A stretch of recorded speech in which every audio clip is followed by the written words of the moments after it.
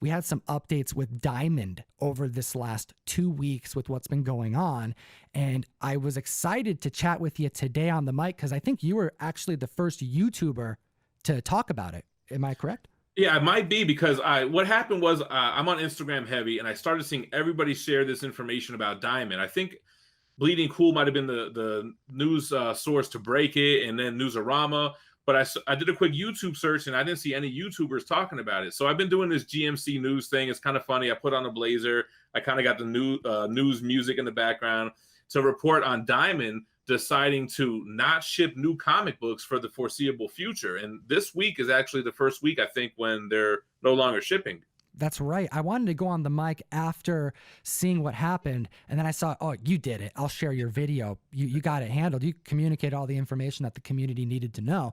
And then the next day, there was a little bit of information. I was getting ready to go to the mic the day after that, and then all of a sudden, I saw what was actually taking place.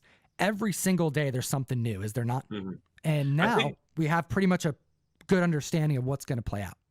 Yeah, there was a lot of speculation on whether or not publishers were going to release comics digitally, and a lot of publishers, one at a time, were saying no. I think Marvel or DC was the last holdout, and now we have the final list that they're not going to continue publishing these books digitally. They're going to wait for print to come back in.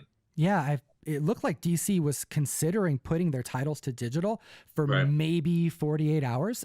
And I think the reception they got was so poor that they decided to pull back and do what Marvel has announced today. It's Tuesday when we're recording this, that no, they're just putting a halt on all the titles and with no plan just yet because they have to take it day to day. Well, let me drop my idea, and this is going to take you by surprise because we haven't talked about this at all.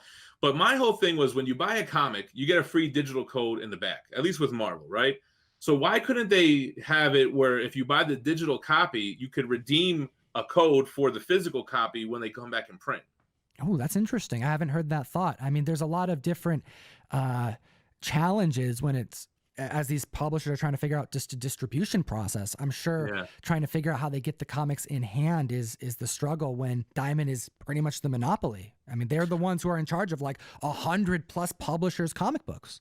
And actually, that's what DC was saying. There was a little rumor going around that they would consider other distribution options besides Diamond, and I guess they decided not to go through with it. Yeah, that was another weird one. Like, again, 24 hours, this information was floated. It hit Bleeding Cool, hit a bunch of different sites. And then the very next day, something new. So we're going to keep you updated as much as we can, Comic Fam. But Jem is really on it with the quick turnarounds on more of the breaking news videos. So I'm sure you'll probably make something if something ends up happening that's needing to alert the community.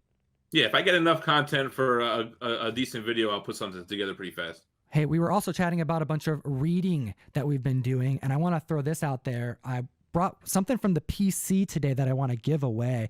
I have a copy of Immortal Hulk, the volume #1, and this is something that everyone needs to read. But if you haven't, comment down below, like and subscribe to both of our channels, and I'll enter you to win this copy. And we'll announce this on next week's podcast and give you some reading material from my personal collection. This is what I read.